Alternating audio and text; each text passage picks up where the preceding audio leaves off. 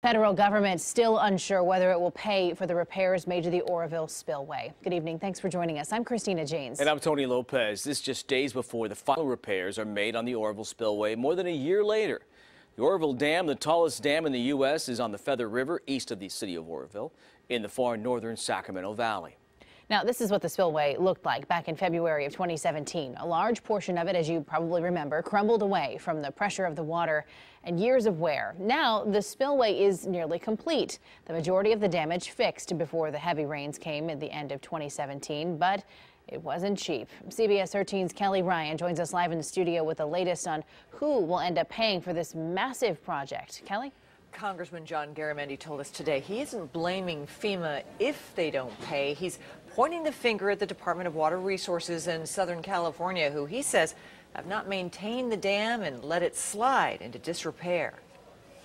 As repairs for the spillway and the Oroville Dam wind down with the start of the final phase of construction next week, there is concern over costs, specifically who's responsible for the bill.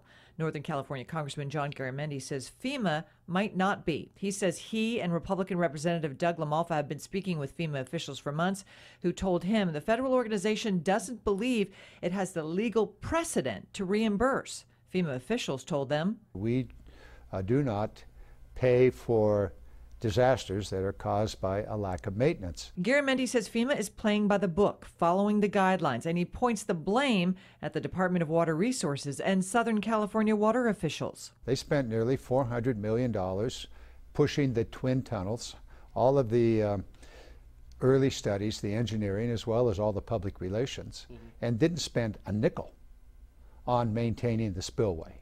He says if FEMA doesn't pay, the biggest water users, those in Southern California, Santa Clara, and Kern County, should pay. Already, Southern California says they're willing to spend something like $10 billion, maybe $12 billion, on the boondoggle tunnels, the two twin tunnels that could destroy the delta. So my point is, folks, you screwed up. It was February 2017 when 188,000 people were forced to evacuate after a hole in an emergency spillway threatened to flood the surrounding area. If FEMA doesn't pay, that means the nearly billion-dollar price tag will fall on state and local governments.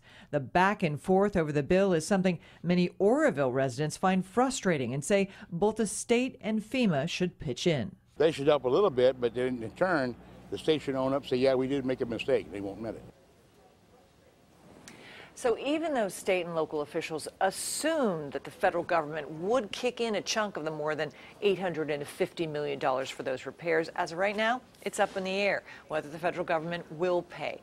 They were expected to foot about $750 million price tag. Now, the investigation continues as the final construction begins May 8th and finishes up in November.